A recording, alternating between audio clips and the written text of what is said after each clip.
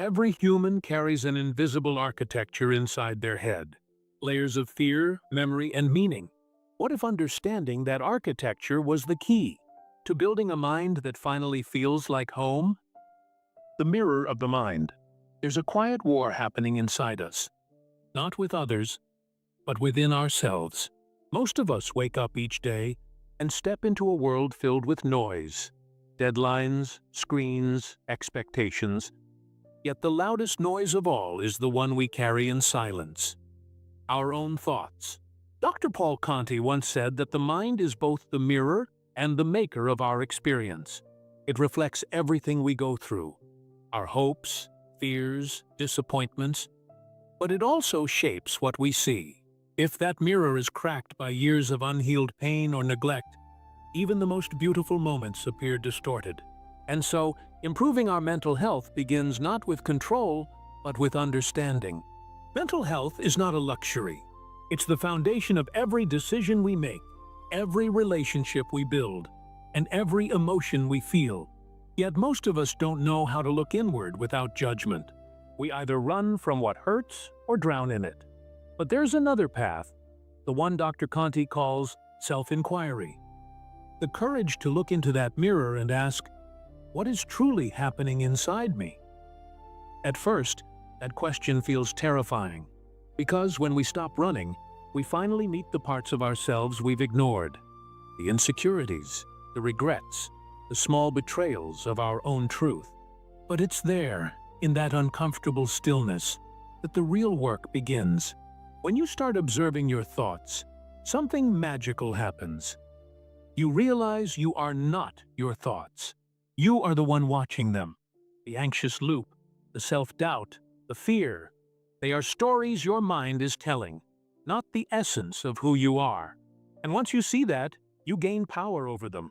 Imagine standing in front of a fogged mirror. At first, everything is blurry. You can barely recognize your own reflection. But slowly, as you wipe away the fog, layer by layer, clarity returns. You begin to see the truth beneath the distortion. That's what mental health work really is. Not fixing what's broken, but clearing the fog so you can see yourself clearly again. Dr. Conti reminds us that awareness is the first step toward healing. But awareness without compassion can become another weapon we use against ourselves.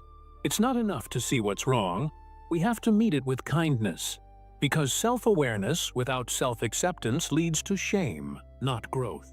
The truth is, every one of us carries unseen wounds, from childhood, from failure, from loss.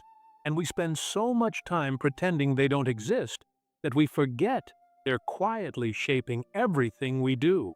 But when we start asking, what is this feeling trying to teach me? Instead of, why am I like this? That's when healing begins. There's no instant solution, no magic fix. Improving your mental health isn't about eliminating all pain. It's about learning to hold it differently. Pain becomes information. Fear becomes a signal.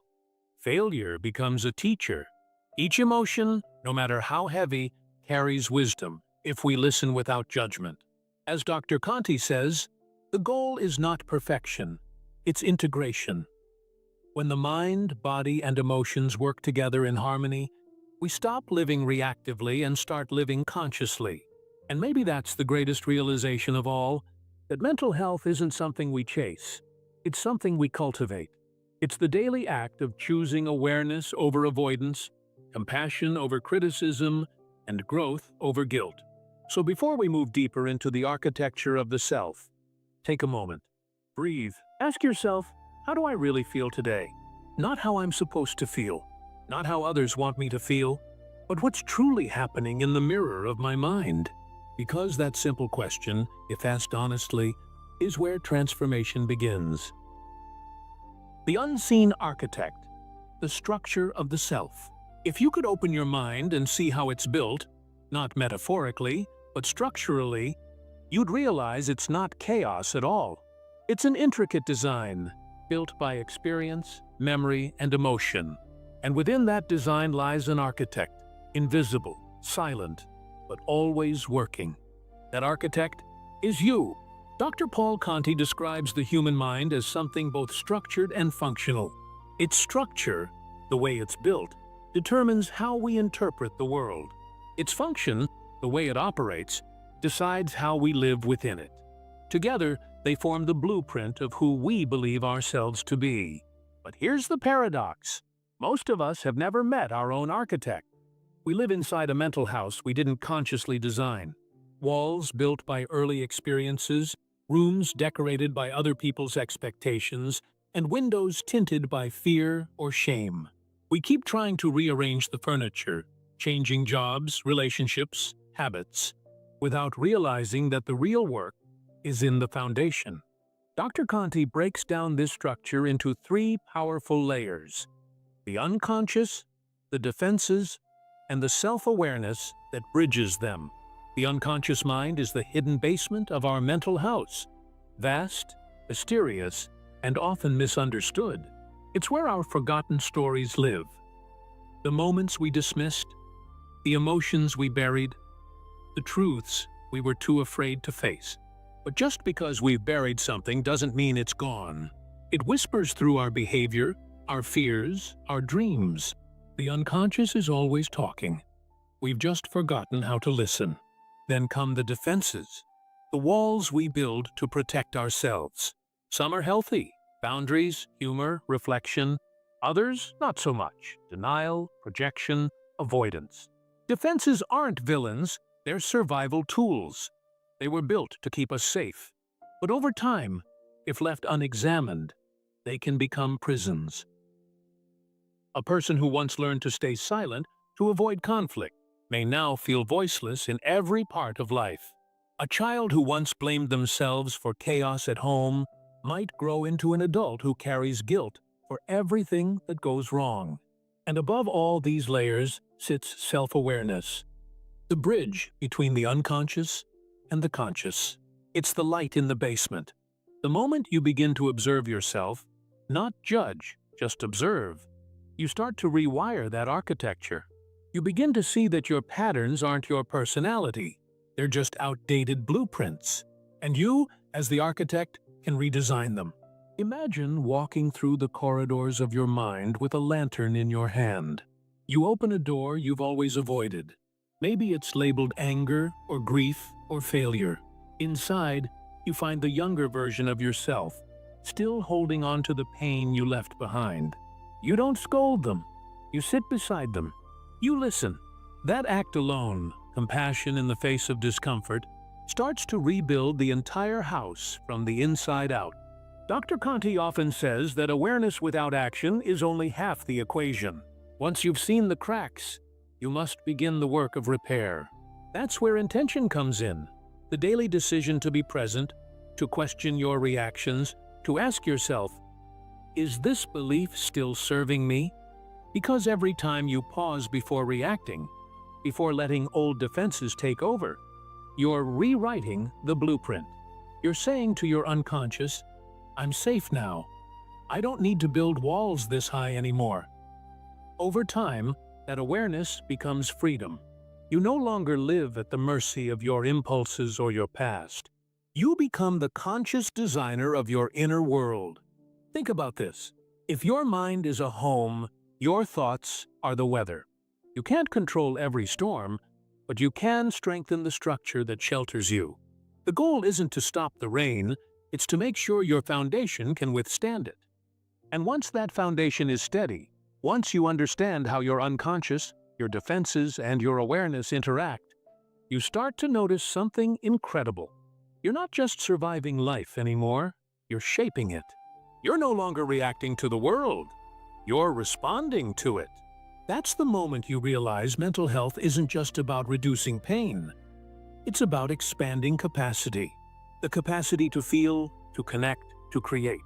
It's about becoming the architect of a mind that supports your highest self instead of sabotaging it. Because when you truly understand the structure of your own mind, you stop being afraid of what's inside it.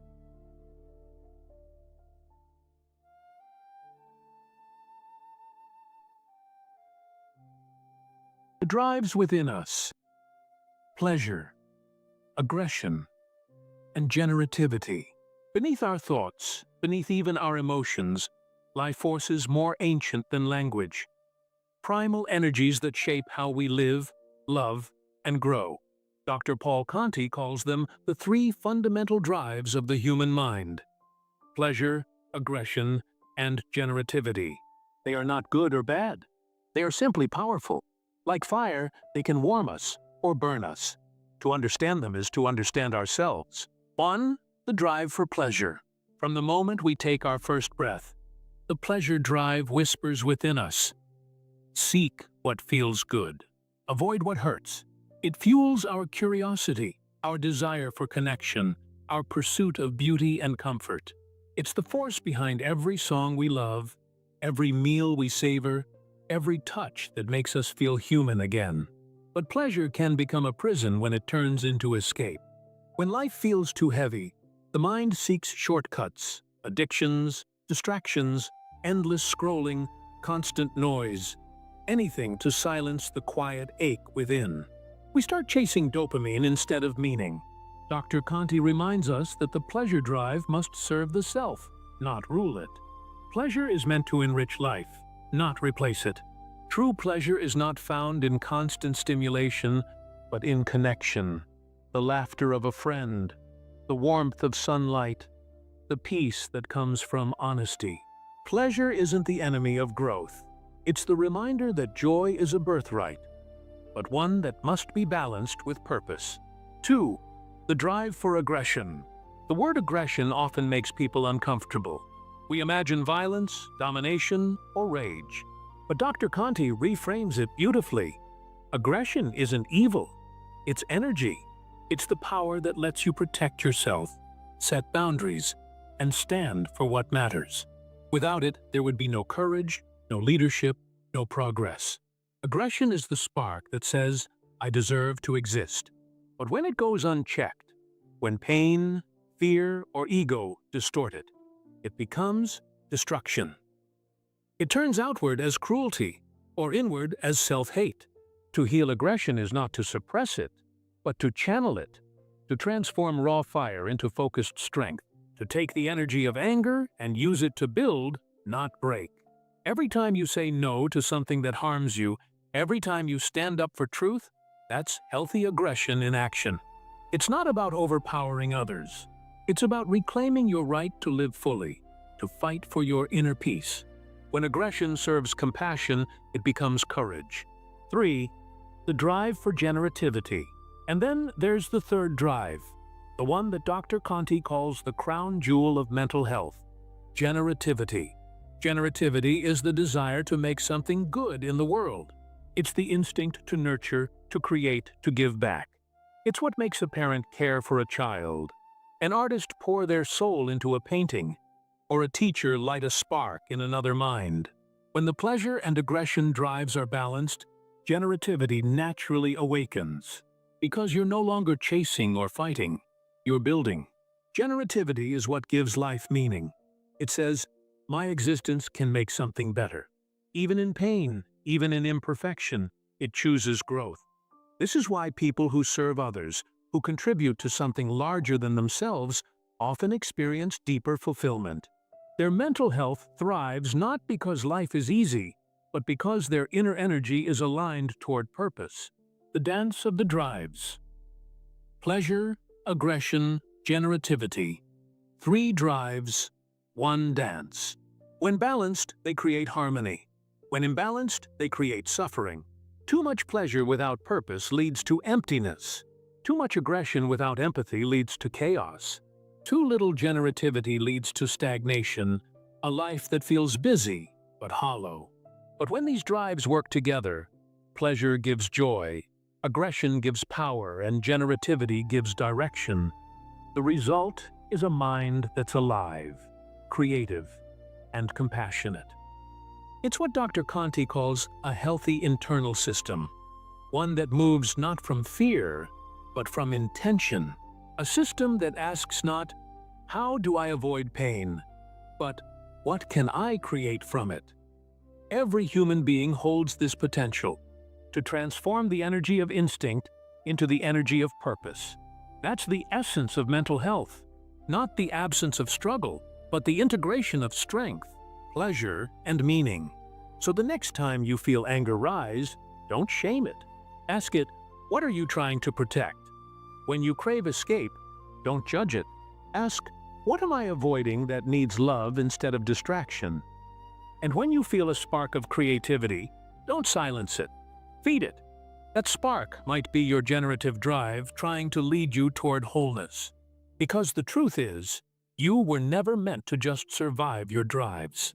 You were meant to master them, to turn them into forces of creation, not destruction. That's where the journey of healing truly begins. When your inner drives stop fighting each other and start working together.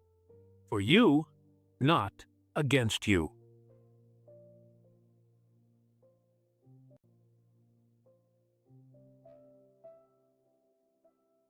Breaking the inner narrative. If the mind is an architect, then narrative is the blueprint it lives by. Every day, whether we realize it or not, we tell ourselves stories about who we are, what we deserve, and what our lives mean. And most of these stories are old, written long before we had the power to question them.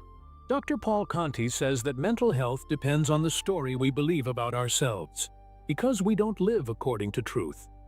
We live according to perceived truth, the internal narrative that runs silently in the background. The inherited story. Think back to your earliest memories, the tone in your parents' voices, the way people reacted when you succeeded or failed, the subtle messages about love, worth, and fear. Those moments became paragraphs in your story, written not in ink, but in emotion. Maybe your story said, I have to be perfect to be loved. Or, I'm always the one who gets left behind. Or, I'm strong because I don't need anyone. And so we grow up, living inside those sentences, never realizing we can edit them. The mind clings to familiar pain because it feels safer than unfamiliar peace. So we keep replaying the same scenes, seeking different outcomes. We attract the same people, repeat the same mistakes, relive the same wounds, all because our unconscious mind is trying to confirm what it already believes. This is what Dr. Conti calls the tyranny of the internal narrative, the power of self-inquiry. But there's a way out, and it begins with one brave question. Whose story am I living? That question shatters illusions. It opens a door in the mind, because once you start examining your story, you realize not all of it is yours. Some of it belongs to your parents' fears, some to society's expectations, some to a younger version of you who did their best to survive. But you're not that child anymore. You can thank them for keeping you alive and gently take the pen back. Self-inquiry is not about blame. It's about authorship. It's standing before your own mind and saying, I see where this came from, but I don't have to let it define me anymore. When you begin to rewrite your inner story, you change your entire emotional landscape. Because thoughts create feelings, and feelings create behavior. Change the story, and you change the system. The three voices. Within Dr. Conti often describes the human mind as having three voices constantly interacting. The critical voice, sharp, judgmental, demanding. The wounded voice, soft, fearful, fragile. The wise voice, calm, patient, compassionate. Most of us live between the first two, oscillating between criticism and pain. But healing begins when we strengthen the third. The wise voice doesn't deny reality, it simply reframes it. Instead of, I failed again, it says, I learned something new. Instead of, no one loves me, it says, I'm learning to love myself first. Instead of, I'll never change, it says, I'm still in the process of becoming. This shift might sound simple, but it's revolutionary. Because the language you use with yourself literally rewires your brain. Every compassionate thought is a neural seed. Nurture it long enough, and it will grow roots deeper than fear. Narrative versus reality. There's a profound truth in Dr. Conti's work. The story you tell about your life determines how your brain perceives it. If your inner narrative says you're broken, your mind will filter every experience through that lens. Every setback becomes proof of your unworthiness. But if your story says, "I'm growing," even pain becomes part of your evolution. This is not toxic positivity. It's conscious authorship. You're not ignoring the dark chapters. You're learning to read them differently. Every great story has struggle. Every hero has doubt. But what makes a hero isn't perfection, it's persistence. It's the willingness to face the internal antagonist, the voice that says, "You can't," and answer back, "Watch me." Rewriting the script. If you could hold your life like a book, where would you place the bookmark? Are you still rereading the same painful chapter? Or are you ready to turn the page? Dr. Conti says transformation doesn't require a miracle, only honesty. Honesty about where you are and courage to imagine where you could go. You can begin right now. Write down one story you tell yourself that hurts. Ask, "Who gave me this story?" Then rewrite it, one line at a time, in a voice that's kind, not cruel, because that's how healing happens. Not in grand epiphanies, but in quiet revisions, choosing truth over trauma, self-compassion over self-punishment. The moment you realize you can edit your story, you take back your power. You stop being a character trapped in your past and become the author of your future. That's what mental health is, not the erasure of pain, but the reclaiming of narrative. And every new chapter you write is a declaration. I am not who I was. I am who I am becoming. Building a healthier mind. Healing. The mind is not about becoming someone new. It's about remembering who you were before the world taught you to doubt it. Dr. Paul Conti says that mental health is not a destination, but a relationship. A lifelong conversation between your conscious self and the unseen parts within. Every day, your mind whispers questions. Am I safe? Am I worthy? Am I loved? And every day, your choices answer back. The way you treat yourself, the thoughts you entertain, the boundaries you set, the compassion you offer. That's the language your mind understands. If you speak to it with shame, it hides. If you speak with patience, it begins to open. That opening is healing. Awareness, the light that guides. Everything begins with awareness. You cannot change what you refuse to see. Awareness isn't about analysis. It's about observation. When you learn to witness your emotions without judging them, you break the cycle of reactivity. You stop being dragged by your thoughts and start walking beside them. Dr. Conti reminds us that awareness alone can reorganize the psyche. Just seeing the truth changes the way it lives in you. So when sadness arises, instead of suppressing it, you can say, "Ah, this is grief."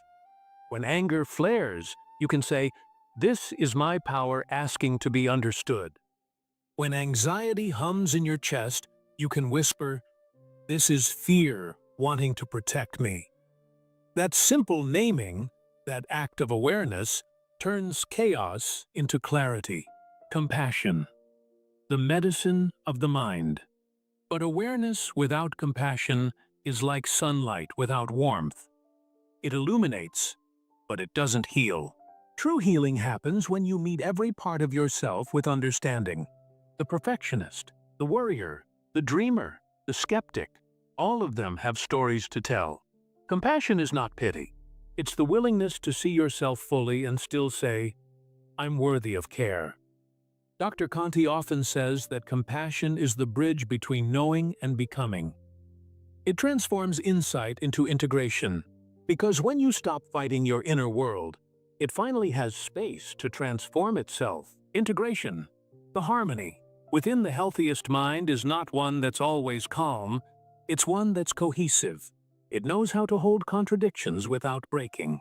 You can be both strong and afraid, both hurt and healing, both learning and unlearning. Integration means your conscious and unconscious selves begin to cooperate instead of compete. You stop running from pain and start listening to it. You begin to see that everything within you, even the dark, confused parts, are trying, in their own way, to help you survive. That's what maturity really is. Not becoming flawless, but becoming whole. Action, the architecture of change. Awareness and compassion give you understanding, but action gives that understanding a home. Dr. Conti teaches that the mind thrives on small, consistent acts of alignment. Every time you make a choice that supports your well-being, you're reprogramming your internal system. When you rest instead of overwork, that's healing. When you apologize instead of defend, that's healing.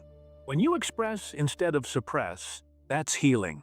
When you forgive, not for others, but for yourself, that's healing. Change doesn't happen all at once. It happens choice by choice.